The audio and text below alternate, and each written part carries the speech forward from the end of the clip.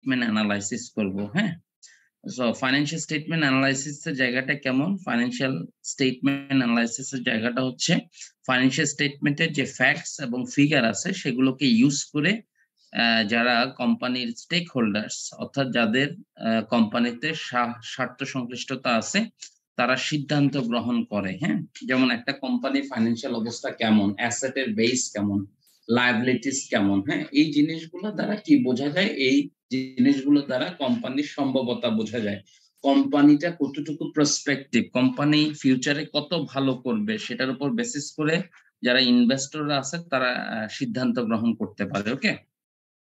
So আমি যদি বলি যে ফাইন্যান্সিয়াল স্টেটমেন্ট এনালাইসিস এ আমাকে কোন জায়গাটা দেখতে হবে, আমি ওয়ান বাই ওয়ান আপনাকে বলি। যেমন ফাইন্যান্সিয়াল স্টেটমেন্ট এনালাইসিস এ আপনাকে অ্যাসেট ক্লাসিফাই করতে হবে, হ্যাঁ?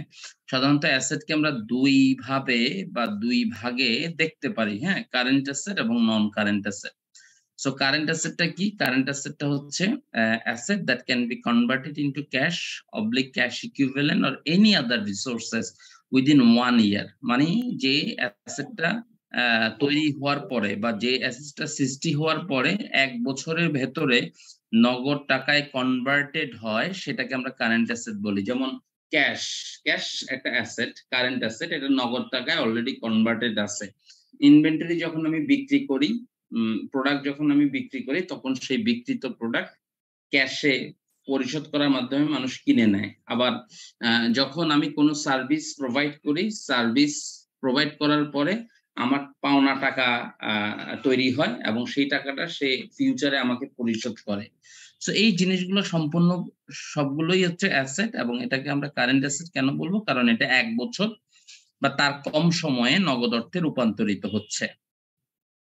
সো এক্সাম্পল হিসেবে আমরা account receivable, inventory, loan paid অর্থাৎ আপনি যদি কাউকে লোন দেন, সেই লোনটা সে ভবিষ্যতে আপনাকে পরিশোধ করবে। সো সেটা একটা অ্যাসেট অ্যান্ড ব্যাংক ডিপোজিট। এই ৪ টা ইয়ের কথা বলতে পারি। Account receivable, inventory, loan paid, bank deposit. ওকে?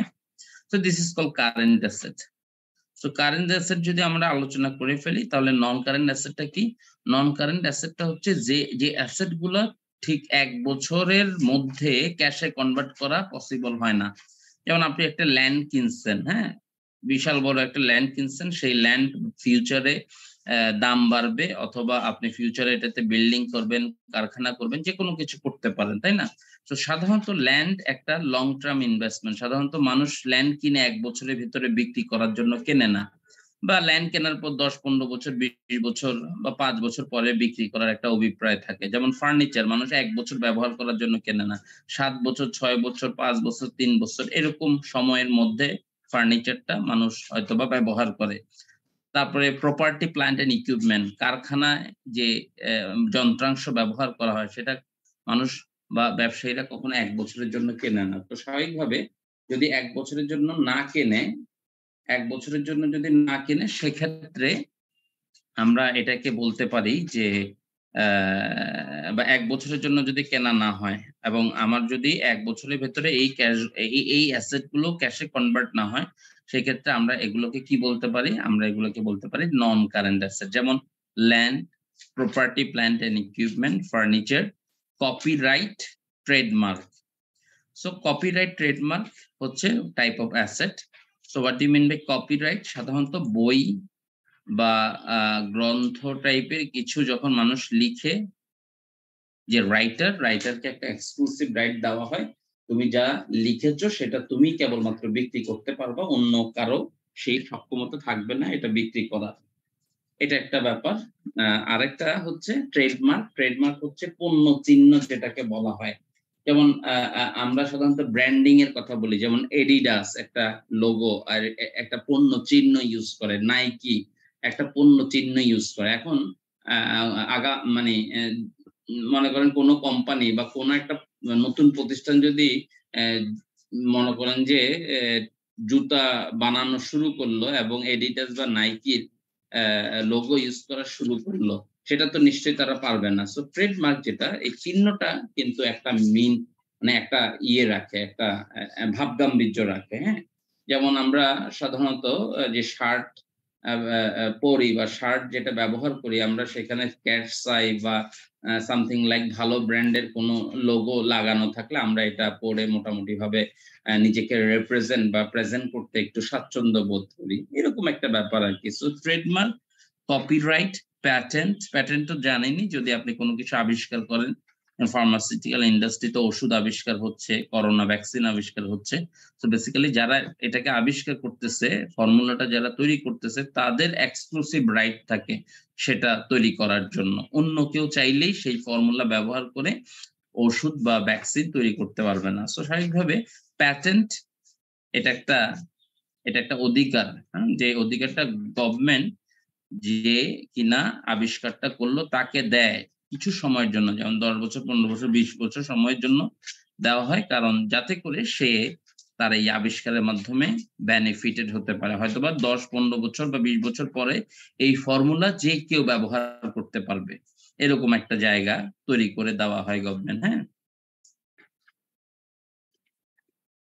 যেমন আমি যদি একটা এক্সাম্পল দেই, mister X issued a loan in favour of mister Y for টাকা 10,000। ওকে? 10,000, Y is committed to pay loan for taka 7,500 within 1 year, and the remaining he will pay after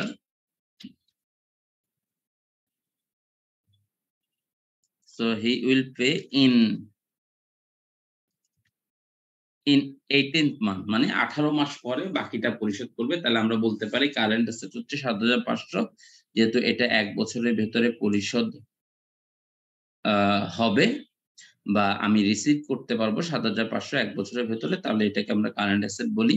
আর বাকি অংশটুকু যেটা ১৮ মাস লাগবে পরিশোধ করতে, সেই অংশটুকুই আমরা নন কারেন্ট অ্যাসেট বলি, হ্যাঁ? So current asset, non current asset এর মধ্যে কোনো আ আ সমস্যা আছে কিনা বুঝতে কারো?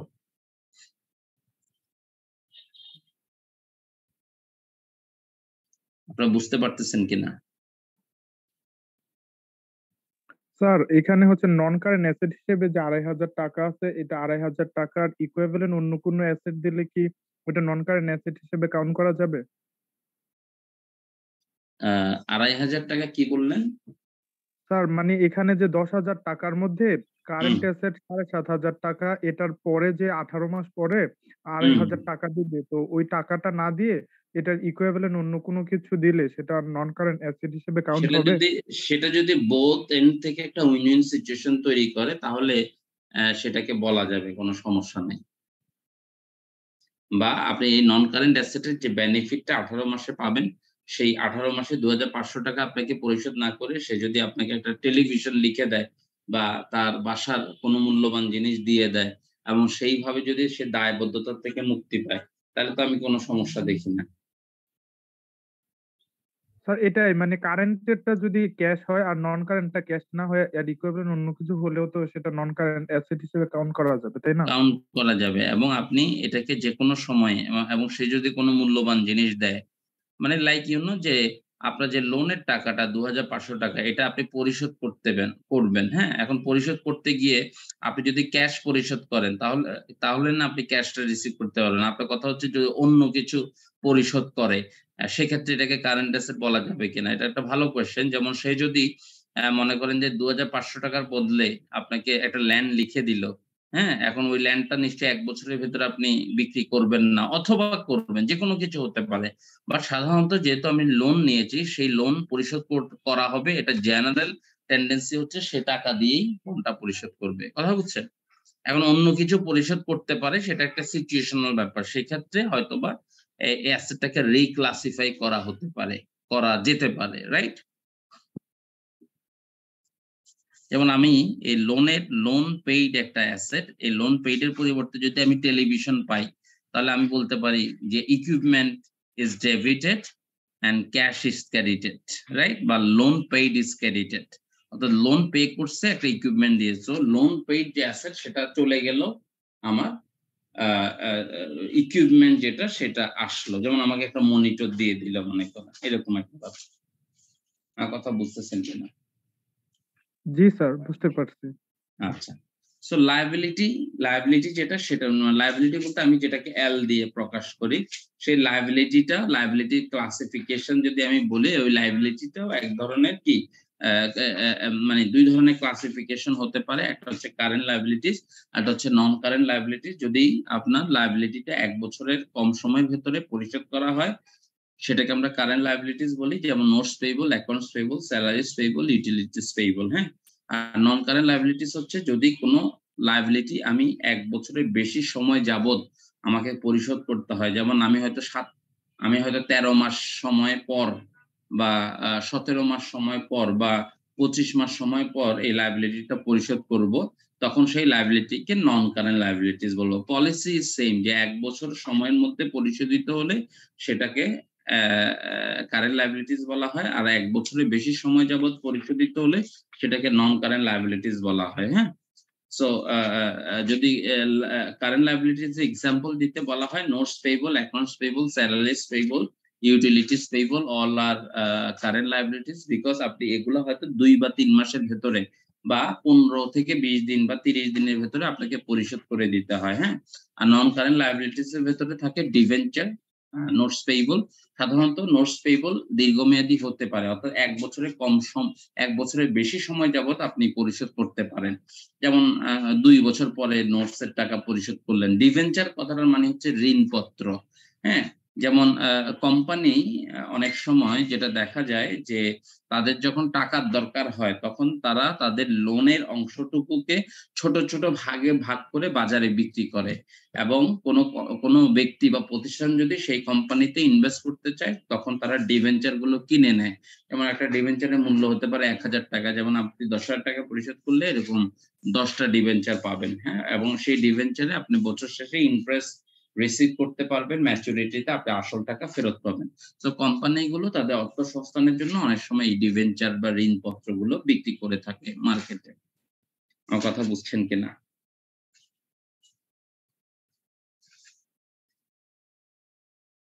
স্যার এই যে ডিভেঞ্চার, এটা কি স্যার সবসময় ১ বছরের পরে এরকম মেয়াদের জন্য হয়, ১ বছরের মধ্যে বা তার ডিবেঞ্চার কম হয়? ডিবেঞ্চার ১০ বছরের জন্য হতে পারে, ৫ বছরের জন্য হতে পারে, ৭ বছরের জন্য হতে পারে। হ্যাঁ? এখন এই ডিবেঞ্চার মানে ঋণপত্র। আপনি যারা ডিবেঞ্চার পারচেজ করে তারা কোম্পানিকে ঋণ দেয়। অর্থাৎ কোম্পানি টাকা বা ক্যাশ কালেক্ট করে ডিবেঞ্চার বিক্রি করার মাধ্যমে। এখন এই ডিবেঞ্চার হচ্ছে কোম্পানির জন্য লায়াবিলিটি।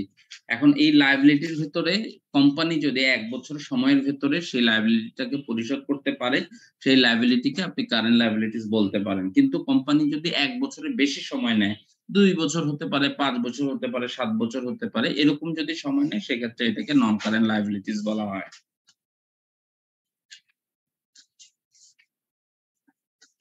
আমার কথা বুঝছেন কিনা?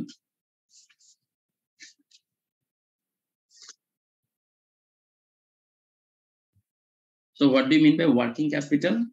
ওয়ার্কিং ক্যাপিটালটা হচ্ছে আপনার কারেন্ট অ্যাসেট যেটা কিনা ১ বছরের কম সময়ে আপনার কাছে ক্যাশ হিসেবে ফিরে আসবে। সেটা থেকে যদি আপনি কারেন্ট লায়াবিলিটিস বাদ দেন, যেটা কিনা ১ বছরের কম সময়ে আপনাকে নগদে পরিশোধ করে দিতে হবে। রিমেইনিং ব্যালেন্স বা ডিফারেন্সটা হচ্ছে ওয়ার্কিং ক্যাপিটাল। এই ডিফারেন্সটার কাজ কি? এই ডিফারেন্সটা কোম্পানি নিজের পরিচালনার কাজে ব্যবহার করে। হ্যাঁ? যেমন একটা কোম্পানিতে অনেক অ্যাসেট থাকতে পারে। যেমন আপনি আপনার কথা চিন্তা করেন। আপনার পরিবারে অনেক সম্পদ থাকতে পারে। যেমন ৪-৫ তলা বাড়ি আছে ৩ টা ৪ টা, বা ধানি জমি আছে অনেক, লাইক অনেক গ্রামের বাড়িতে ধানি জমি আছে, মাছ চাষ হয়, পুকুর আছে। অনেক কিছুই কিন্তু আপনার আছে। অল আর অ্যাসেট। এই অ্যাসেট গুলো কি ক্যাশ জেনারেট করে, তাই না? এখন আপনার কাছে অনেক সম্পদ থাকা সত্ত্বেও আপনি একটা ভালো স্ট্যান্ডার্ড অফ লিভিং মেইনটেইন করতে পারতেছেন না। কারণ হচ্ছে ওই সম্পদগুলো আসলে খুব ভালো ক্যাশ জেনারেট করতেছে না। যেমন আপনার কাছে অনেক ল্যান্ড পড়ে আছে। আপনি এটা বিক্রি করলে না টাকা পাবেন। আপনি বিক্রিও করতেছেন না, আপনি টাকাও রিয়ালাইজ করতে পারতেছেন না, রাইট? সো ওয়ার্কিং ক্যাপিটালটা হচ্ছে এমন একটা ক্যাপিটাল, যে ক্যাপিটালটা ব্যবসা পরিচালনার কাজে আপনি ব্যবহার করবেন। ছোটখাটো আ অফিস আদালতে কাগজ, কলম, প্রিন্টার, কালি, তারপর আপ্যায়ন সামগ্রী, বিস্কিট, চা, কফি, এই যে জিনিসপত্রগুলো আবার আপনার day to day transaction, day to day purchase, day to day sale, day to day expenses বা বিল পরিশোধ এগুলো করার জন্য আপনার যে টাকার দরকার হয় সেটাকে বলা হয় ওয়ার্কিং ক্যাপিটাল। এখন একটা কোম্পানি যদি কারেন্ট অ্যাসেট কারেন্ট লায়াবিলিটি থেকে বেশি হয় তাহলে কোম্পানি ওয়ার্কিং ক্যাপিটাল পর্যাপ্ত থাকে এবং সেটা সে তার অপারেশনে ব্যবহার করতে পারে।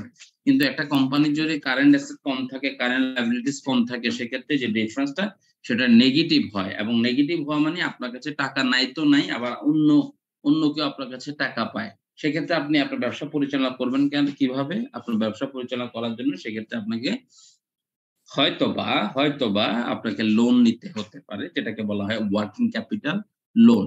ব্যাংকগুলো সাধারণত ওয়ার্কিং ক্যাপিটাল লোন দিয়ে থাকে, যেটা সাধারণত চড়া সুদে আপনার ব্যাংক থেকে যে লোনগুলা নিতে হয়।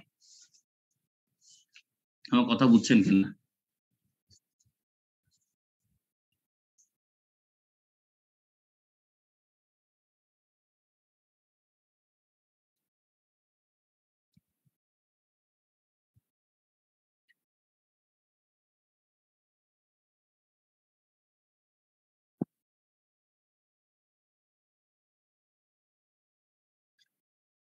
সো এই যে নন কারেন্ট লায়াবিলিটিস যেটা, এটাকে অনেক সময় লং টার্ম লায়াবিলিটিস ও বলে। কি বলে?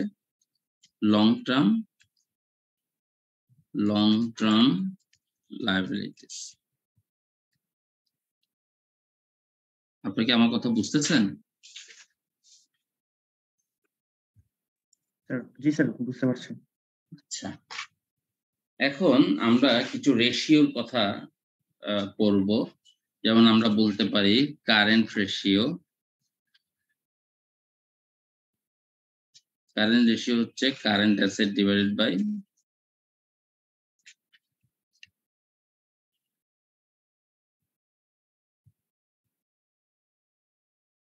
current asset divided by current liabilities.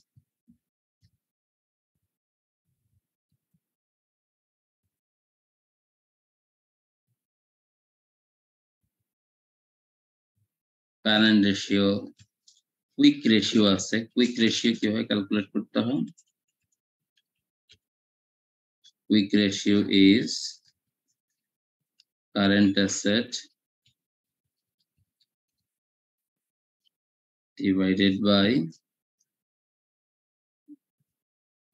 current liabilities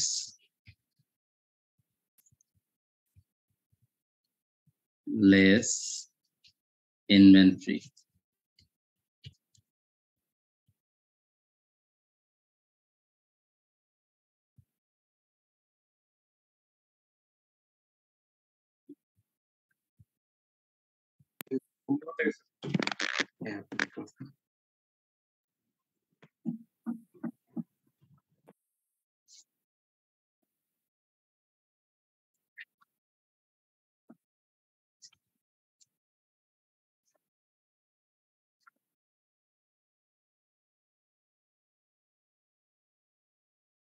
return on asset একটা রেশিও হতে পারে। Return on asset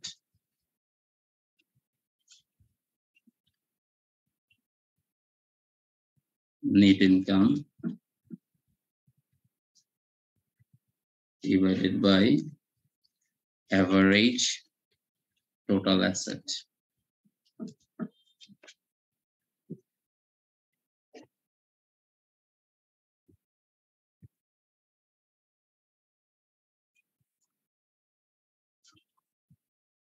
Gross profit ratio হতে পারে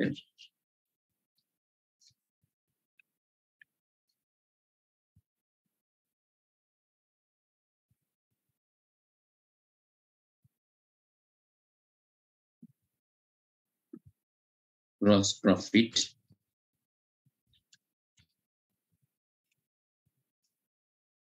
divided by net credits, net sales.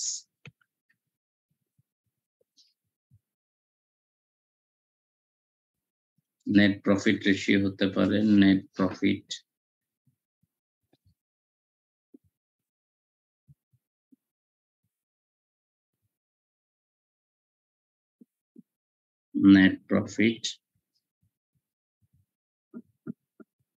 divided by net sales.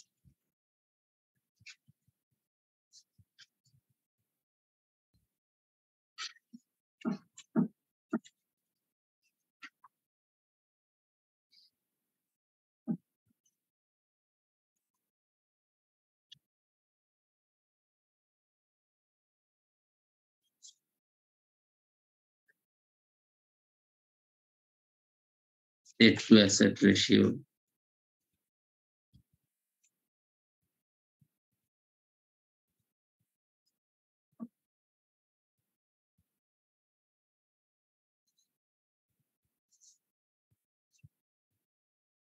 Debt divided by total asset.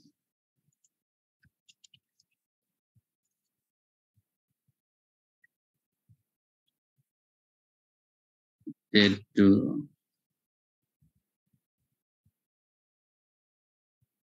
equity ratio.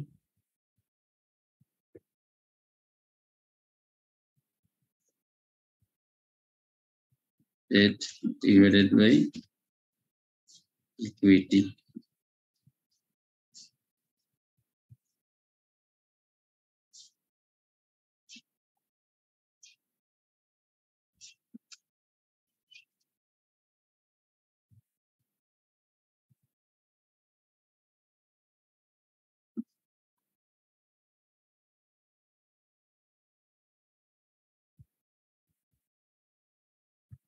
Earning per share EPS.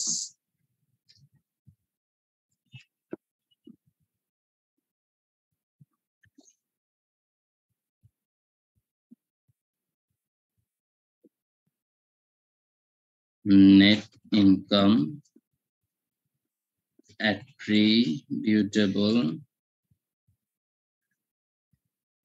to equity holder divided by number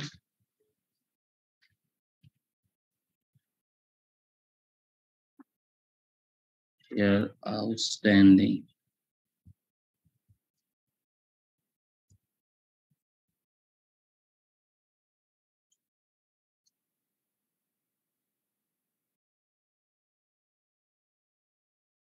Earning per share. আচ্ছা,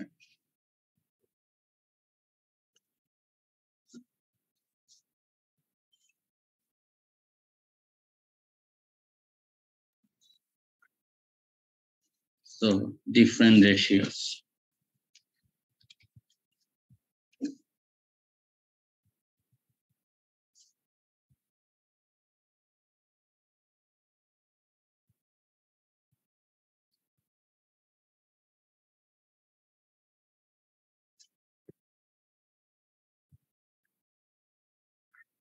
financial statement analysis দুই ভাবে হতে পারে, ratio দ্বারা হতে পারে, আবার আরো দুই ধরনের অ্যানালাইসিসের কথা আমরা বলতে পারি। আমি লিখে দিচ্ছি, ফাইন্যান্সিয়াল স্টেটমেন্ট অ্যানালাইসিস দুই ভাবে হতে পারে। One is horizontal analysis,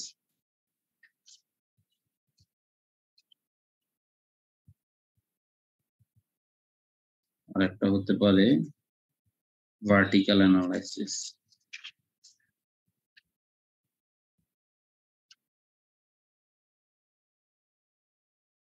horizontal analysis R vertical analysis কিভাবে করতে হয় সেটা আমি আপনাদেরকে দেখানোর চেষ্টা করতেছি।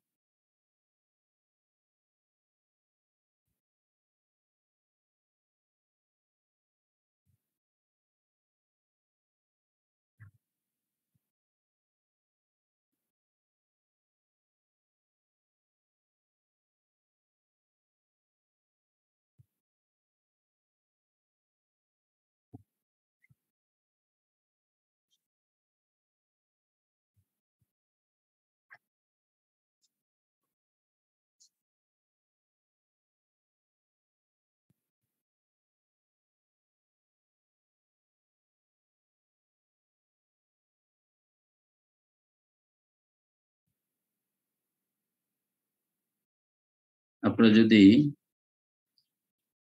এই ইলাস্ট্রেশনটা দেখেন, এই ইলাস্ট্রেশনটা হচ্ছে একটা কোম্পানির, যেখানে এই কোম্পানির ব্যালেন্স শিট দেওয়া আছে, আবার ইনকাম স্টেটমেন্ট দেওয়া আছে। আমরা যে কোম্পানির অঙ্ক করেছি, আমরা এই জায়গাতে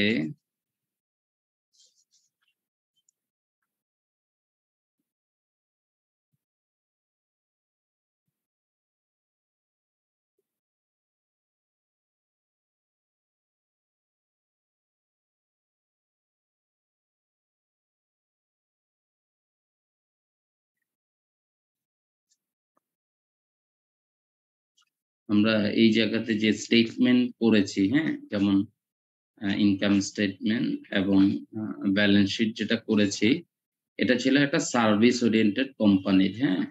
সার্ভিস ওরিয়েন্টেড কোম্পানি সার্ভিস দিয়ে রেভিনিউ আর্ন করে।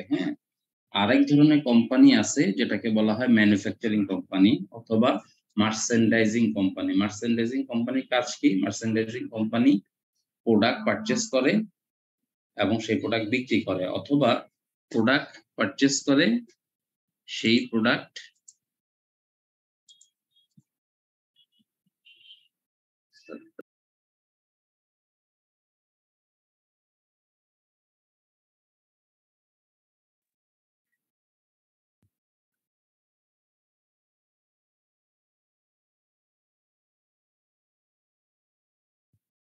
মার্চেন্ডাইজিং কোম্পানি প্রোডাক্ট পারচেস করে সেই প্রোডাক্ট বিক্রি করে।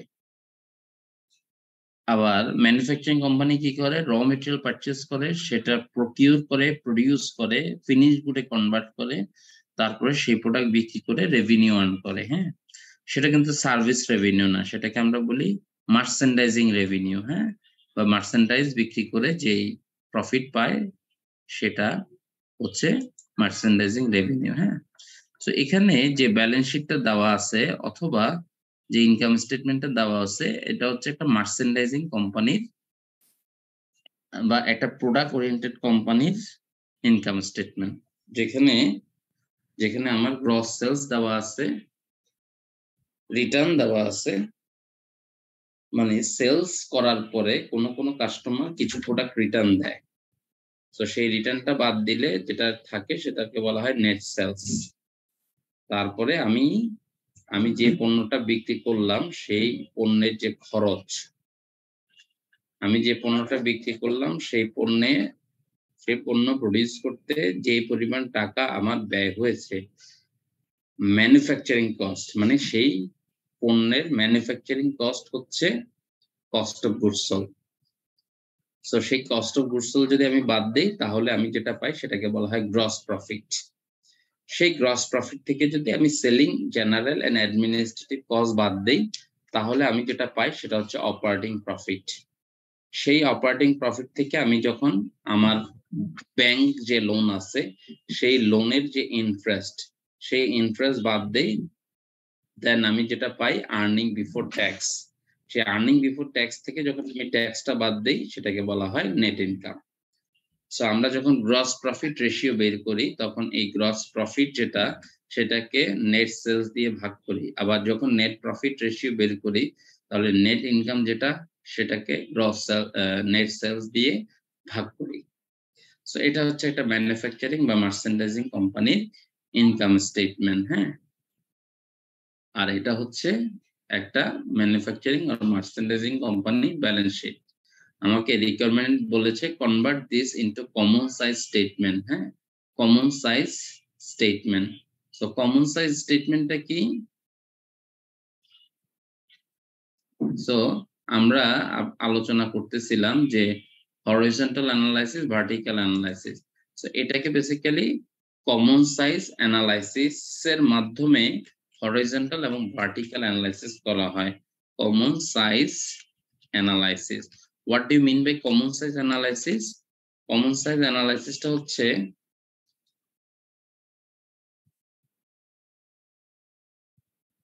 কমন সাইজ অ্যানালাইসিস দুটার জন্য হতে পারে। একটা হচ্ছে common size analysis for the income statement, common size analysis for the income statement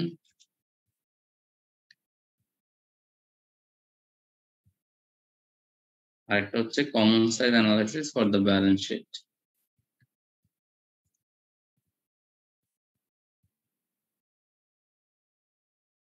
for the balance sheet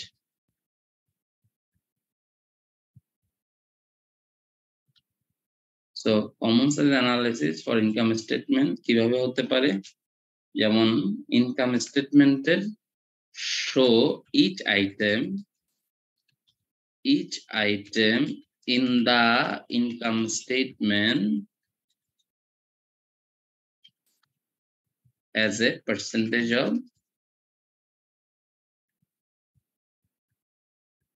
of gross sale.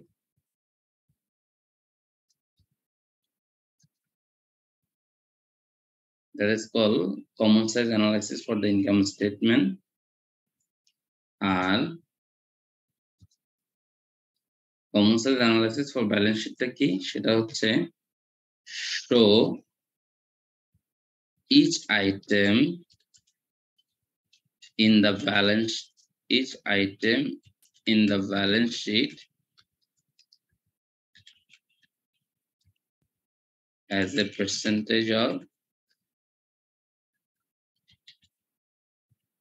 total asset.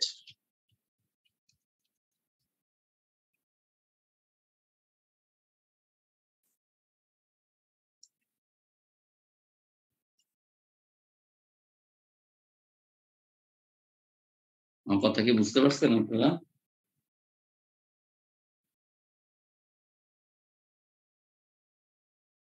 অর্থাৎ কমন সাইজ অ্যানালাইসিস ব্যালেন্স শিটের জন্য হলে একরকম ভাবে হয় আর ইনকাম স্টেটমেন্টের জন্য হলে আরেক রকম ভাবে হয় হ্যাঁ সো কমন সাইজ অ্যানালাইসিস যদি আমি বুঝে ফেলি তাহলে আমি হরিজন্টাল অ্যানালাইসিস এন্ড ভার্টিক্যাল অ্যানালাইসিসটা বুঝতে পারবো হ্যাঁ so again the analysis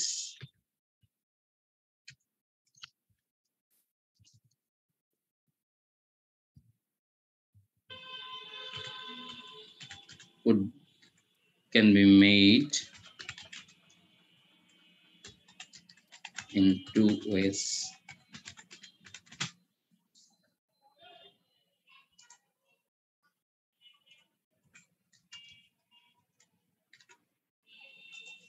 Horizontal analysis and vertical analysis. So আমি আগে common size analysis টা বুঝি হ্যাঁ common size analysis টা কেন কিভাবে করা হয় through preparing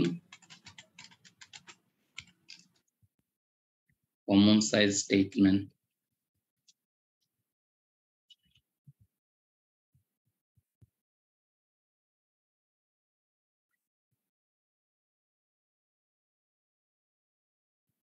common size analysis টা কিভাবে করা হয় through preparing common size statement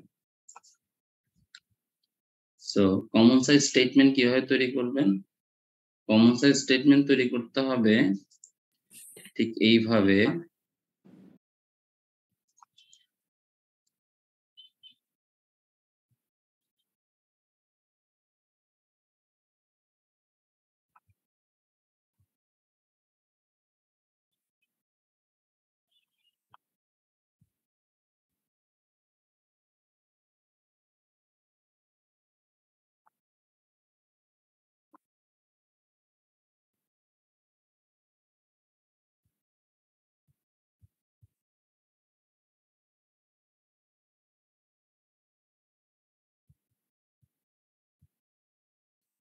যেমন আপনি দেখেন আমার কথা কি বোঝা যাচ্ছে বুঝতে পারতেছেন আপনারা জি স্যার বোঝা যাচ্ছে যেমন অ্যাসেট আছে কত 600 তাই না 600 মানে হচ্ছে অ্যামাউন্ট ইন লাখ তার মানে 600 লাখ আছে তাহলে আমি ব্যালেন্স শিটে প্রত্যেকটা আইটেমকে টোটাল অ্যাসেটের পার্সেন্টেজ হিসেবে দেখাবো তাহলে 240 600 কত পার্সেন্ট তাহলে আমি 240 দিয়ে ভাগ করে আমার ফিগারটাকে 240 দিয়ে ভাগ করে 600 দিয়ে গুণ করব তাহলে এটা হয় 40%, so I should write 40%. Then আমি 96 divided by 600, it is 16%, 16%. So এরকম করে করে আমি পার্সেন্টেজ গুলো বের করব। হ্যাঁ, তারপরে 182 divided by 600, it is 30 বা 30%ই ধরি আমি। তারপরে ক্রেডিটর যেটা আছে 67%, 67 divided by 600, it is 11.67, তার মানে 12%, almost 12%. Then outstanding expense আছে 6 ভাগ 600, so it is 1% only. হ্যাঁ, 1%. তারপরে ইয়ে আছে 9, so 9 ভাগ 600, it is 1.5%. হ্যাঁ, সো আমাকে যদি বলা হয় common size statement for balance sheet তৈরি করতে বা কমন সাইজ ব্যালেন্স শিট তৈরি করতে, তাহলে আমি ব্যালেন্স শিটে প্রত্যেকটা আইটেমকে টোটাল অ্যাসেটের পার্সেন্টেজ হিসেবে দেখাবো। এটা হচ্ছে প্রিভিয়াস ইয়ারের জন্য, এটা বর্তমান বছরের জন্য। তাহলে কত হয়, বর্তমান বছরে কারেন্ট টোটাল অ্যাসেট 650 টাকা হয়ে গেছে, তাই না? 50 লাখ টাকা কারেন্ট, 50 লাখ টাকা অ্যাসেট আপনার বেড়ে গেছে। তাহলে আপনি সেকেন্ড ইয়ারে 240 কে 650 দিয়ে ভাগ করবেন, তাহলে কত হয় 36.92, মানে 37%, অলমোস্ট 37%।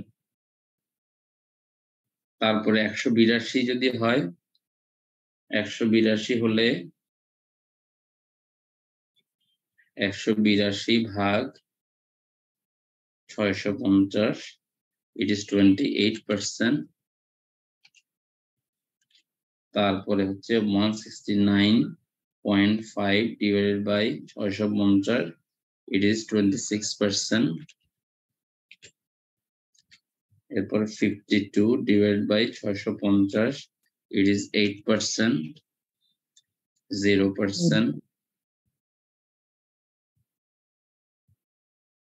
6.5 divided by 650, 1%।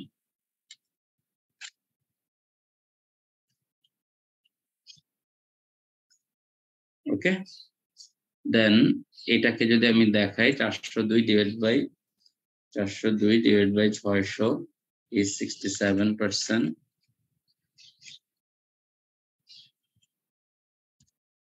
তারপরে 54 divided by 600, 9%। 60 divided by 600, 1%। 84 divided by 600, 14%। তাহলে এটা বোধহয় 10% হয় না, এটা 10%, তাহলে এটা হচ্ছে 14%। ঠিক একইভাবে আপনি যদি এটা দেখেন 390 divided by 650, 60%।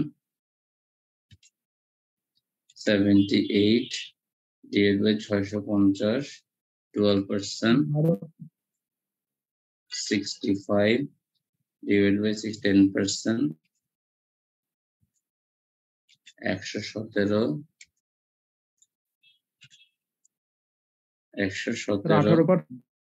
65, 18%, না? সো আপনি কমন সাইজ ব্যালেন্স শিট তৈরি করে ফেললেন। হ্যাঁ, সো এখন যদি আপনাকে বলা হয় যে কমন সাইজ ইনকাম স্টেটমেন্ট তৈরি করতে, তাহলে আপনি সেটা কিভাবে করবেন? স্যার ইনকাম স্টেটমেন্টের পার্সেন্টেজ গুলো বের করব। হ্যাঁ, এবং পার্সেন্টেজের বেস হবে কি? স্যার এই যে ইনকাম স্টেটমেন্টের যে ইয়াগুলা ভ্যালু গুলা, এগুলাকে পার্সেন্টেজে নিব, নেট সেলস হ্যাঁ, রেসপেক্টে। সো গ্রোথ তাহলে, হ্যাঁ, সো আমি যদি পার্সেন্টেজ লিখি,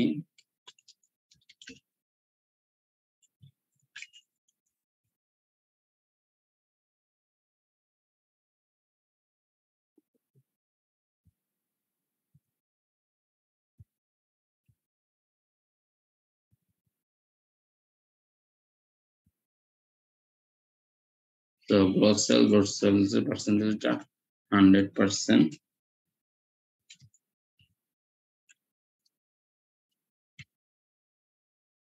রিটার্নটা 20 টাকা হলে 20/270।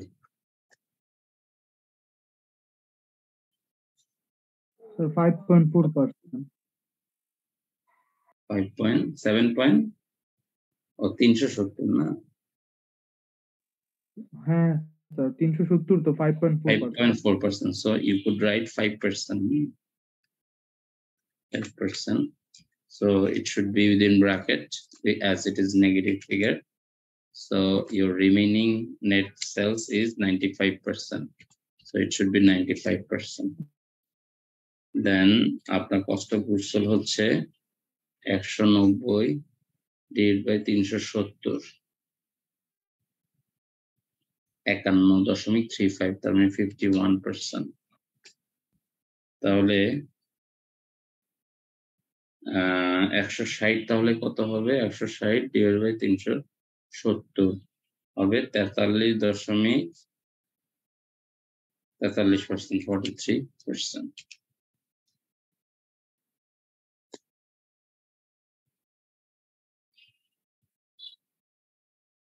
স্যার এখানে কি আবার বলেন।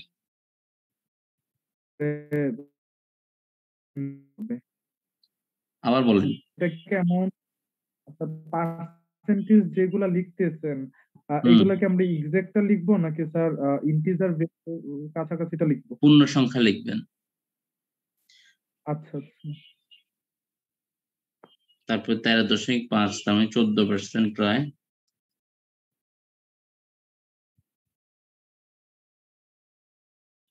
তো 43 থেকে 14 বাদ দিতে পারেন, রাউন্ডিং ফিগার হতে পারে কম বেশি। 14, 29%।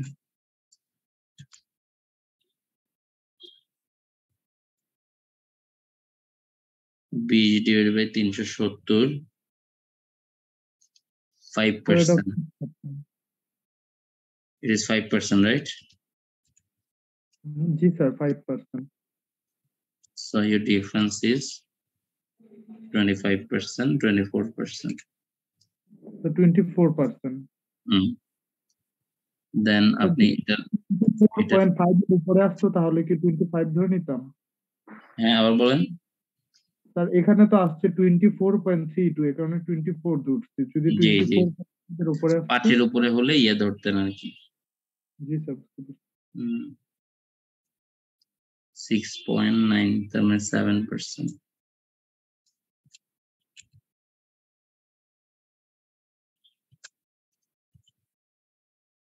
It should be 93%.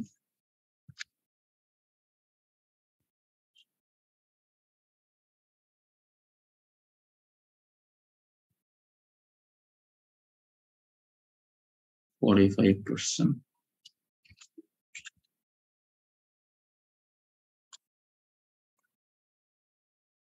93 থেকে 45, 48%।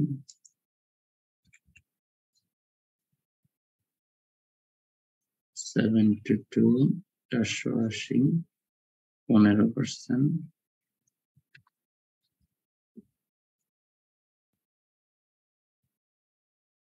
48 থেকে 15, 33%। 17, 480, 3.594%। 29%।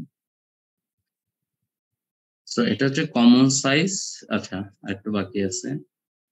51.4/480, 10.11%, তাই না? 11%। 29 থেকে 11 গেলে 18%।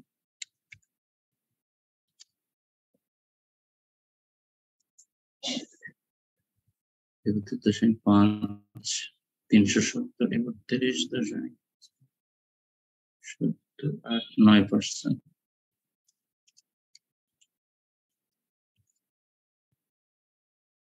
20 থেকে 9 গেলে 15, 0%। 15%। সো এটা হচ্ছে convert this into common size statement. So common size স্টেটমেন্টে আমি কনভার্ট করে ফেললাম। হ্যাঁ, এখন আমি হরিজন্টাল এবং ভার্টিক্যাল অ্যানালাইসিস করব। সেটা কেমন? সেটা হচ্ছে যেমন হরিজন্টাল কথাটার মানে হচ্ছে পাশাপাশি, তাই না?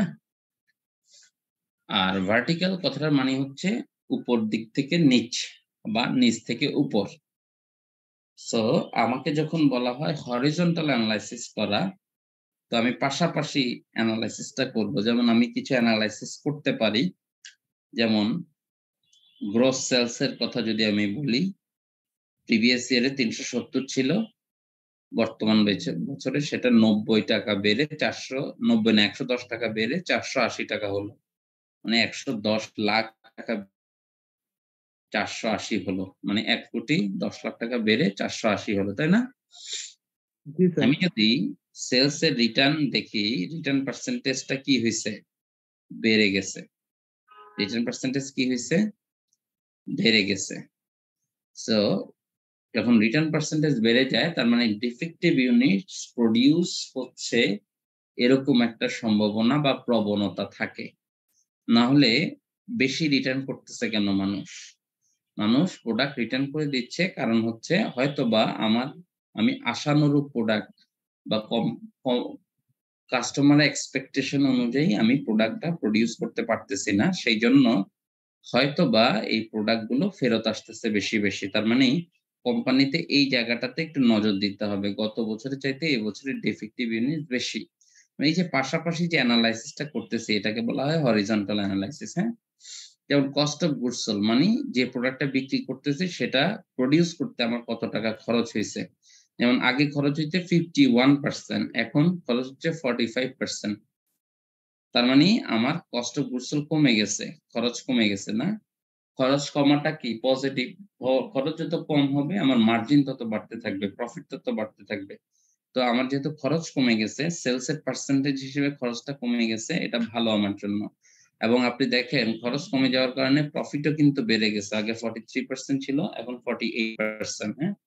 তারপরে selling general and administrative cost, যেমন প্রোডাক্টটা তৈরি করার পর প্রোডাক্টটা শোরুমে নিয়ে বিক্রি করা, সেখানে লাইটিং, সেলস পারসন, সাজানো গোছানো, চা নাস্তার খরচ, ম্যানেজারের স্যালারি, সেলসম্যানের স্যালারি, সবকিছুর খরচগুলো হচ্ছে আমি প্রোডাকশন কস্টের পরে এগুলা বাদ দিব।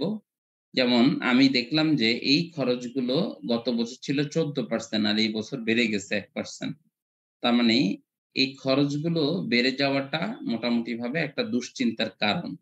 কারণ সেলিং অ্যাডমিনিস্ট্রেটিভ কস্ট যত আপনি কম পারেন তত করলে ভালো হয়তোবা, হ্যাঁ? যদি সেটার ইমপ্যাক্টটা সেম থাকে। যেমন আপনি অনেক ভালো, ভালো সেলস পারসন নিয়োগ করলে এই খরচটা বাড়বে। সেটা অবশ্য একটা পজিটিভ ইমপ্যাক্ট আছে। সেলস বাড়াবে, তাই না? সো আপনি কস্ট বেনিফিট এনালাইসিস করতে যাবেন। তাদেরকে সেলারি কত দিচ্ছেন, সেলারি কত বাড়লো, সেই অনুযায়ী সেলস কত বাড়লো, সেটার একটা প্রপোর্শন বা সেটার একটা চিন্তা আপনার মাথায় থাকতে পারে। বাট সর্বোপরি খরচ যত কমবে ততই ভালো। যেহেতু কোম্পানি পাশাপাশি ২ টা বছরে অবস্থান করতেছে এবং পাশাপাশি ২ টা বছরের ফিগার দেওয়া আছে। সো কম্পারেটিভলি আমি যদি দেখি যে খরচ কমেছে, তাহলে এটা আমার জন্য একটা পজিটিভ ইনফরমেশন, হ্যাঁ? সো এখানে খরচটা কমছে। অপারেটিং প্রফিট যদি দেখি, মানে অপারেশন থেকে আমার প্রফিটটা কত হলো, মানে আমি কোম্পানি যে পরিচালিত করতেছি আমি প্রফিটটা কত পেলাম, সেটাকে বলা হয় অপারেটিং প্রফিট। অপারেটিং প্রফিটের আরেকটা নাম হচ্ছে earning before interest and tax, EBIT, earning before interest and tax. মানে এই অপারেটিং প্রফিট হওয়ার পরে আমি এই প্রফিট থেকে যাদের থেকে লোন নিছি, ব্যাংক থেকে যদি লোন নেই তাকে ইন্টারেস্ট পরিশোধ করব। ইন্টারেস্ট পরিশোধ করার পর যে টাকাটা এভেইলেবল থাকবে সেটা আমার যে কোম্পানির মালিক থাকে, শেয়ার হোল্ডার, সেই শেয়ার হোল্ডারদের ভিতরে ডিস্ট্রিবিউট করব। সো ইন্টারেস্ট এক্সপেন্স ২০ টাকা ছিল, ১৭ টাকা হইছে। তার মানে আমার লোন ক্যাপিটালের উপরে আমার নির্ভরশীলতা কমছে। তার মানে লোন ক্যাপিটাল যে কোম্পানির যত বেশি থাকে সেই কোম্পানি তত বেশি অসচ্ছল চিন্তা করা হয়। যেমন আপনি আপনার ফ্যামিলির কথা চিন্তা করেন। আপনার ফ্যামিলির আপনার ফ্যামিলিতে যে প্রধান আব্বা বা বড় ভাই বিভিন্ন জায়গা থেকে লোন নিয়ে আপনার ফ্যামিলি চালাচ্ছে, আপনাকে পড়াশোনা করাইতেছে, বিভিন্ন খরচ-টরচ নির্বাহ করাইতেছে। এটা একটা ব্যাপার। আরেকটা ব্যাপার হচ্ছে সে অনেক ভালো ইনকাম করতেছে। আপনার বাবা অনেক বেশি ইনকাম করতেছে, বড় ভাই অনেক বেশি ইনকাম করতেছে, ব্যবসায় অনেক বেশি প্রফিট হচ্ছে। সেই প্রফিটের টাকা দিয়ে আপনি খুব সহজে চলে যাচ্ছে আপনার। এবং পূর্বের লোন সমস্ত পরিশোধ করে দিছেন, এখন আপনি আত্মনির্ভরশীল। সো বেসিক্যালি কোম্পানির লোন যত কম থাকবে তত নির্ভরশীলতা বেশি বলে আপনি কমেন্ট করতে পারেন, তাই না? সো এখানে বলছে লোন কম লোন বেশি হলে ইন্টারেস্টও বেশি হবে। লোন কম হলে ইন্টারেস্টও কম হবে। যেহেতু ইন্টারেস্ট পার্সেন্টেজ কম গত বছর গত বছর 5% ছিল, এই বছর কমে গেছে। তার মানে লোনের উপরে এক ধরনের নির্ভরশীলতা আপনার কমছে। এবং consequently আপনি যদি আর্নিং বিফোর ট্যাক্স দেখেন 24% গত বছরে, এই বছরে সেটা 29%, কারেন্ট ইয়ারে সেটা 29%, আগের বছরে সেটা 24%। এরপরে আপনাকে গভর্নমেন্টকে ট্যাক্স দিতে হবে। গভর্নমেন্টের ট্যাক্সের জায়গাতে যদি আমি দেখি আগে 9% ট্যাক্স দিতাম, এখন 11% হয়ে গেছে। তার মানে গভর্নমেন্ট আপনার বিজনেসে অনেক বেশি প্রেশার তৈরি করতেছে। এবং আপনি যদি নেট ইনকাম দেখেন 15% ইনকাম করছেন, অর্থাৎ ৳১০০ ইনভেস্ট করলে ৳১৫ লাভ হইছে। আর এই বছরে ৳১৮ লাভ হইছে। তার মানে এই বছরে আপনার ব্যবসায়ের উর্ধ্বমুখী। ব্যবসার কি? ঊর্ধ্বমুখী, ওকে? আপনারা কি আমার কথা বুঝতেছেন? স্যার ঊর্ধ্বমুখী স্যার এটা কি লাস্ট মানে হচ্ছে কনক্লুড লাইন? মানে আপনি ৳১০০ ইনভেস্ট করে বছরের শেষে ৳১১৫ আপনার হাতে আছে। আর এখানে ৳১০০ ইনভেস্ট করে বছরের শেষে আপনার ৳১১৮ হাতে আছে। এটা ভালো না? জি স্যার। আচ্ছা। সো আমরা আজকে যেটা পড়লাম সেটা হচ্ছে আ আ ডিফারেন্ট রেশিওস। এই রেশিও গুলো কিভাবে ক্যালকুলেট করতে হয় সেটা আমি এই ফাইন্যান্সিয়াল স্টেটমেন্ট এর আলোকে দেখাবো আপনাদেরকে ওয়ান বাই ওয়ান। আর আমরা বেসিক্যালি ফাইন্যান্সিয়াল স্টেটমেন্ট এনালাইসিস এ কমন সাইজ এনালাইসিস দেখছি। সেই কমন সাইজ এনালাইসিস এ হরাইজন্টাল এনালাইসিস টা দেখলাম এতক্ষণ, হ্যাঁ? Horizontal analysis. ভার্টিক্যাল এনালাইসিস টা কি? ভার্টিক্যাল এনালাইসিস হচ্ছে এইভাবে দেখা। যেমন আ এই ইকুইটি ক্যাপিটাল ২৪০, জেনারেল রিজার্ভ ৯৬, আর এগুলো হচ্ছে আপনার লায়াবিলিটি। আমরা যখন অ্যাকাউন্টিং ইকুয়েশন আলোচনা করেছি, হ্যাঁ? আমরা অ্যাকাউন্টিং ইকুয়েশনটা যখন আলোচনা করেছি, তখন আমরা দেখেছি যে লায়াবিলিটি ২ ধরনের হয়। একটা হচ্ছে মালিকের কাছে দায়বদ্ধতা, আরেকটা হচ্ছে মালিক ভিন্ন অন্য পক্ষের কাছে দায়বদ্ধতা, যেটাকে এল দ্বারা প্রকাশ করা হয়। মালিকের কাছে দায়বদ্ধতা যেমন মালিক এবং ব্যবসাটাকে মোটামুটিভাবে আলাদা চিন্তা করা হলেও আ আ মালিকের ফান্ড যত বেশি ব্যবসায়, তত ওই ব্যবসাটা স্ট্রেংথ বা ওই ব্যবসাটা তত শক্তিশালী বা ওই ব্যবসায় তত শক্তিমত্তা আছে বলে এটা কনক্লুশন ড্র করা যায়। আর কোন ব্যবসায় লোন ক্যাপিটাল যদি অনেক বেশি থাকে, সেই ব্যবসাটাকে একটা রিস্কি বিজনেস বা সেই ব্যবসাটা খুব সহজেই আ হয়তোবা খারাপ অবস্থায় চলে যাবে, এরকম একটা কনক্লুশন ড্র করা যায়। যেমন আমার শেয়ার হোল্ডারদের ফান্ড আছে ২৪০ প্লাস ৯৬। দ্যাট ইস অলমোস্ট কত? ৳৩৩৬,০০,০০০ আছে। সেই তুলনায় আমার বাইরের পক্ষের কাছে মানুষের কাছে দায়বদ্ধতা আছে কত? ১৮২ প্লাস ৬৭, ২৪০, ২৪৯, ২৫৫, ২৬৪।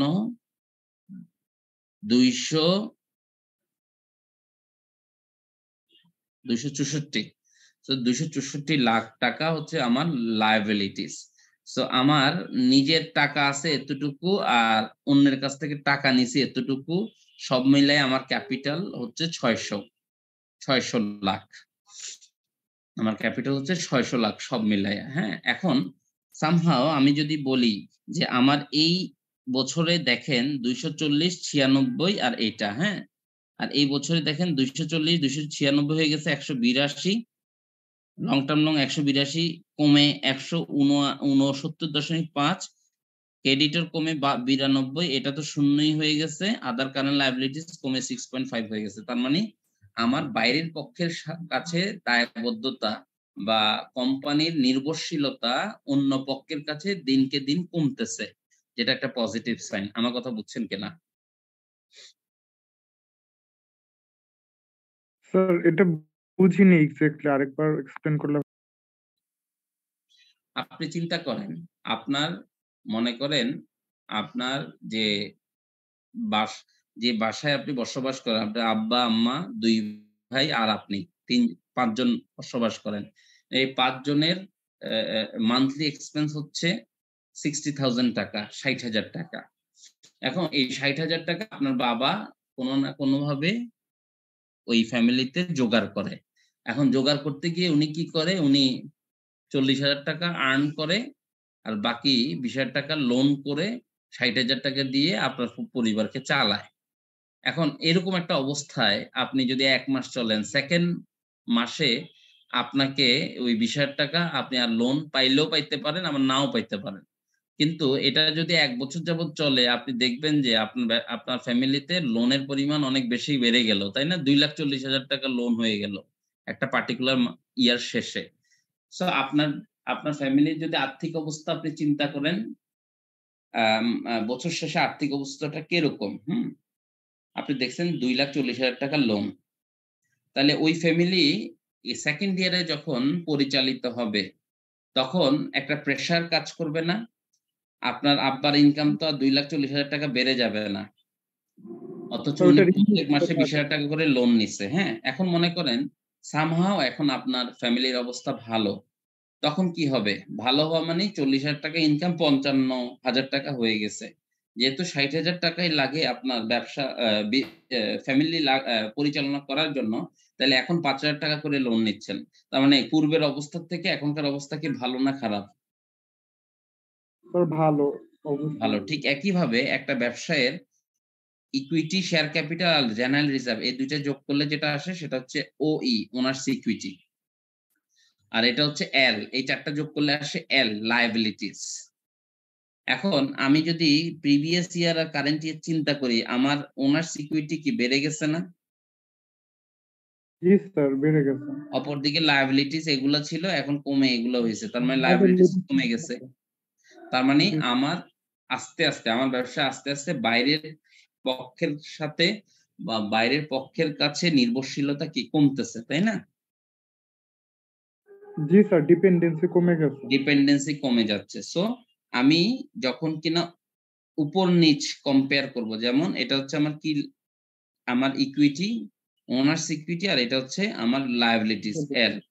এই ২ টার মধ্যে যে পারস্পরিক বোঝাপড়া, ২ টার মধ্যে যে অ্যা ঊর্ধ্বগতি এবং নিম্নগতি, এর মাধ্যমে আমি একটা ব্যবসায়িক গতি প্রকৃতি বুঝতে পারি, তাই না? সো এই যে জায়গাটা, এটাকে বলা হয় ভার্টিক্যাল অ্যানালাইসিস। ঠিক একইভাবে এই যে প্ল্যান্ট, ক্যাশ, ডেটর, ইনভেন্টরি এগুলো হচ্ছে কারেন্ট অ্যাসেট, তাই না? আর এটা হচ্ছে নন কারেন্ট অ্যাসেট। এখন মনে করেন আপনি একটা ফ্যামিলি, হ্যাঁ? একটা ফ্যামিলিতে মনে করেন যে আপনার ফ্যামিলিতে ৳৫,০০,০০০ আপনার বাবার কাছে আছে। আর ওই ফ্যামিলিতে আপনাদের কোনো আ বাড়িও নাই, জমিও নাই, কোনো কিছু নাই। শুধু ৳৫,০০,০০০ ক্যাশ আছে। এখন আপনার বাবা আপনাদেরকে নিয়ে ওই ৳৫,০০,০০০ খরচ করে আপনাদেরকে খাওয়াচ্ছে, পড়াচ্ছে, চিকিৎসা দিচ্ছে, বিভিন্ন জায়গায় ঘুরতে নিয়ে যাচ্ছে, এরকম একটা অবস্থা। সো ৳৫,০০,০০০ প্রত্যেক বছর ৳১,০০,০০০ করে উনি খরচ করে ফেলছে। ৫ বছর পরে আপনারা নিঃস্ব। একদম পথে বসে যাওয়া অবস্থা। হুম? আর যদি এরকম হয় যে উনার হাতে ৳৩,০০,০০০ আছে, প্রায় ৳১,০০,০০,০০০ র সম্পত্তি আছে, বিল্ডিং আছে, জমি-জমা আছে, যেটাকে আমরা বলি লং টার্ম অ্যাসেট। ক্যাশটাকে বলি শর্ট টার্ম অ্যাসেট। ক্যাশটাকে বলি কারেন্ট অ্যাসেট, ওগুলাকে বলি নন কারেন্ট অ্যাসেট। তো এই ফ্যামিলিতে আমি মনে করেন এই ফ্যামিলিতে আপনি খাচ্ছেন, পড়তেছেন, চিকিৎসা নিচ্ছেন, পড়াশোনা করতেছেন। পাশাপাশি আপনার কি কারেন্ট, নন কারেন্ট অ্যাসেট বা ফিক্সড অ্যাসেট থাকার কারণে আপনার ফিউচারটা কি ব্রাইট। যেমন এই ফ্যামিলিতে ৩ টা ছেলে বড় হচ্ছে, উত্তরাধিকারী সূত্রে তারা কিছু সয়-সম্পত্তি পাবে। সো মোটামুটিভাবে তাদের লাইফ সিকিউর কিনা। যদি সম্পত্তি থাকে তাইলে বলা হয় যে মোটামুটিভাবে সিকিউর। তারা যদি ইনকাম নাও করে, বাবার কিছু সয়-সম্পত্তি আছে যেগুলা নেড়ে-চেড়ে তারা ফিউচারে কেটে মানে কাটায় দিতে পারবে, এরকম একটা অবস্থা। সো ঠিক একইভাবে একটা কোম্পানিতে যদি নন কারেন্ট অ্যাসেটের আধিক্য থাকে, নন কারেন্ট অ্যাসেট থাকে, পাশাপাশি কারেন্ট অ্যাসেটও থাকে, সো মোটামুটি ভাবে কারেন্ট অ্যাসেট নন কারেন্ট অ্যাসেটের কম্বিনেশন দেখে আমি বুঝতে পারি যে এই কোম্পানির অবস্থা বা আর্থিক অবস্থা বলে এটাকে, আর্থিক অবস্থাটা কেমন। আমার কথা বুঝছেন কিনা? কিছু লোক আছে দেখবেন যে ইনকাম করে সাথে সাথে অনেক টাকা জমায়, খরচ কম করে। আবার কিছু লোক আছে ইনকাম করে, সেই ইনকামের ম্যাক্সিমামই খরচ করে ফেলে, জমাইতে পারে কম। সাধারণত আমরা বলি যে যে টাকাটা জমাচ্ছে তার ফিউচারটা ব্রাইট, ফিউচারে যে কোনো বিপদ আপদে সে ভালো ডিসিশন নিতে পারবে, যেহেতু তার সামর্থ্য বাড়তেছে, জমা বেশি করতেছে। আর যে বেশি খরচ করে ফেলে তার ফিউচারটা অনেকটা রিস্কি হয়ে যায়, কারণ কি সে খরচ করে ফেলতেছে, লাইফটাকে এনজয় করে ফেলতেছে। তো স্বাভাবিকভাবে তার ফিউচারে ক্যাশটা অ্যাভেলেবেল নাও থাকতে পারে। সো কারেন্ট অ্যাসেট যেটা, এটা হচ্ছে প্রেজেন্ট কনসার্ন, আর নন কারেন্ট অ্যাসেট যেটা, সেটা হচ্ছে ফিউচার কনসার্ন। আমি যদি দেখি একটা কোম্পানি নন কারেন্ট অ্যাসেট অনেক বেশি স্ট্রং, তার মানে আমি বলতে পারি এই কোম্পানিটা ফিউচারে সার্ভাইভ করবে, ভালো অবস্থায় থাকবে। আর যদি দেখি যে নন কারেন্ট অ্যাসেট অত বেশি নাই এই কোম্পানির, সেক্ষেত্রে আমি বলবো যে এই কোম্পানি হয়তো ফিউচারে সার্ভাইভ নাও করতে পারে, কারণ তার নন কারেন্ট অ্যাসেটের পরিমাণ খুবই কম, সে সমস্ত সম্পদ শেষ করে ফেলতেছে, একটা সময় সে স্টপ হয়ে যাবে, তার বিজনেস বন্ধ হয়ে যাবে। আমার কথা বুঝছেন কিনা? জি সো আমি যদি দেখি তার 67% অ্যাসেট নন কারেন্ট ছিল, আস্তে আস্তে সেটা কমতির দিকে যাচ্ছে। আর এখানে যদি দেখি 10, 14, 24, 35% নন কারেন্ট অ্যাসেট ছিল, সেই নন কারেন্ট অ্যাসেট বেড়ে এখন 40% হয়েছে। তার মানে কোম্পানিটা আস্তে আস্তে, মানে মোটামুটি ভাবে বলতে পারে কোম্পানি আস্তে আস্তে ভবিষ্যৎ বিমুখী হচ্ছে, তাই না? জি স্যার, ফ্লপ খাওয়ার সম্ভাবনা হ্যাঁ, বাড়তেছে। হ্যাঁ, ভবিষ্যতে সে সার্ভাইভ করার পসিবিলিটি কমে যাচ্ছে, কারণ 6-7% ড্রপ করছে নন কারেন্ট অ্যাসেট। পরের বছরে যদি 10% ড্রপ করে, এর পরের বছর যদি আরো 17 বা 15% ড্রপ করে, তাহলে এই কোম্পানির অবস্থা আস্তে আস্তে কি খারাপ হবে না ভালো হবে? স্যার খারাপ হবে। খারাপ হবে। সো এই ধরনের অ্যানালাইসিস গুলো আমরা কমন সেন্স অ্যানালাইসিস বলি। এই অ্যানালাইসিস এর মাধ্যমে কোম্পানি গতি প্রকৃতি বোঝা যায়, হ্যাঁ? তারপর আপনি যদি ইনকাম স্টেটমেন্টে দেখেন, সেলস দেখেন, সেলসটা গত বছরের চাইতে এই বছরে বাড়ছে। খরচ কমছে। খরচটাও বাড়ছে, তাই না? খরচ বাড়ছে, হ্যাঁ? তারপর আমি যদি দেখি সেলিং অ্যাডমিনিস্ট্রেটিভ এক্সপেন্স আগে 14% ছিল, এখন 15% হয়ে গেছে। খরচ বাড়তেছে, তাই না? অপারেটিং প্রফিট, এই যে এখানে প্রফিট বাড়ছে, প্রফিটটা 15 থেকে 18% হয়েছে, এটার একটা কারণ হচ্ছে সেলস ইনক্রিজ করা। সেলস ইনক্রিজ করার কারণে প্রফিট বেড়ে গেছে। অপরদিকে গভর্নমেন্ট আপনাকে বেশি বেশি প্রেশারাইজ করতেছে, হ্যাঁ? আপনার থেকে বেশি বেশি ট্যাক্স নিচ্ছে। ১০০ টাকা ১১ টাকা ট্যাক্স নিয়ে ফেলতেছে, আর আগে নিত ৯ টাকা। তো মোটামুটি ভাবে এগুলা দেখে এক ধরনের অ্যানালাইসিস বা কোম্পানির গতি প্রকৃতি বোঝা যায়, কোম্পানি কেমন অবস্থানে আছে সেটা জানা যায়। সো এই জায়গাটাকে বলা হয় common size analysis through vertical and horizontal analysis. Okay? Sir analysis করার সময় কি প্রত্যেকটা ইয়ার এক্সপ্লেন করা লাগবে নাকি মেজর ইস্যুগুলো এক্সপ্লেন করলেই মেজর হবে? ইস্যুগুলো এক্সপ্লেন করবেন। মেজর ইস্যু যে জিনিসগুলো কারেন্ট ইস্যু, গুরুত্বপূর্ণ বা যে কারেন্ট জিনিসগুলো আপনি কনসার্ন, হ্যাঁ?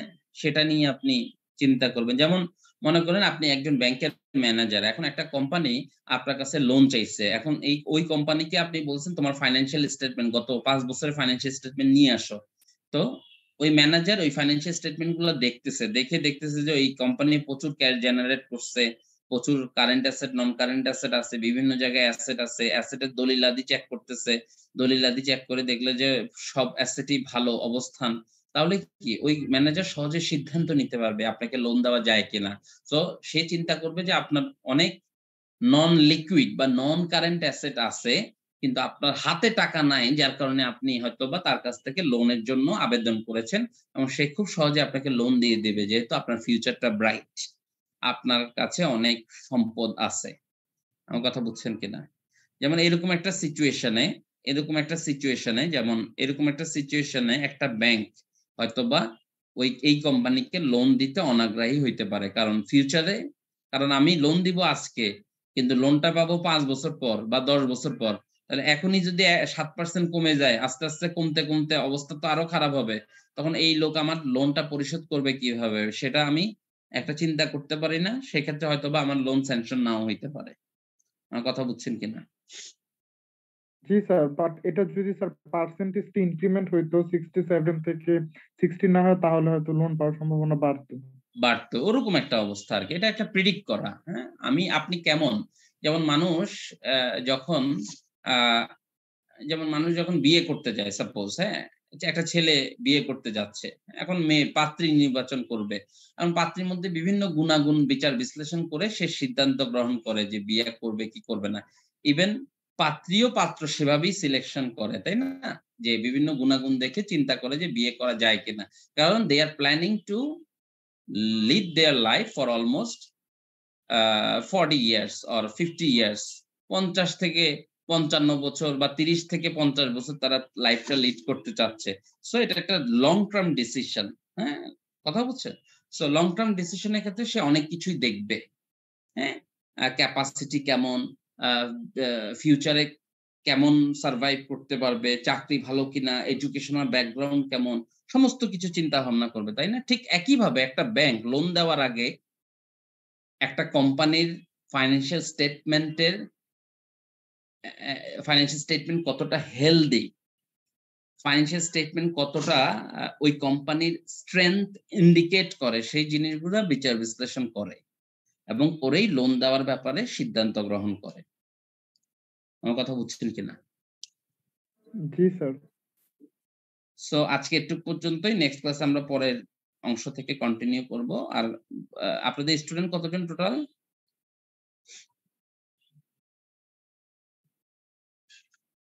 ৪০ জন বোধহয় না? স্যার এরকমই এক্সাক্টটা স্যার জানা নাই। ৪০ এর মতোই হবে। আচ্ছা, ঠিক আছে। সো আপনি একটু কে অ্যাবসেন্ট আছে আমাকে একটু রিপোর্ট করে দেন WhatsApp এ।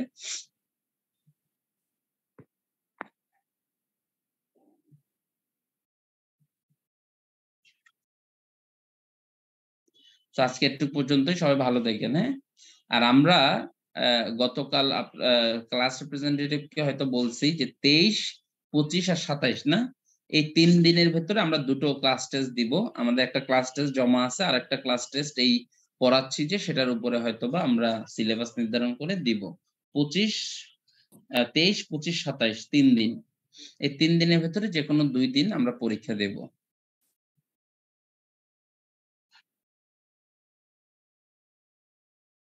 সো ভালো থাকেন সবাই। আজকের ক্লাস এই পর্যন্তই, হ্যাঁ? আসসালামু আলাইকুম। ওয়ালাইকুম আসসালাম। আমি আপনাদের ইয়েটা আপলোড করে দিচ্ছি Google Classroom এ, হ্যাঁ? Okay sir. ঠিক আছে। ওই যে পার্সেলটা কইরা ফেলিস।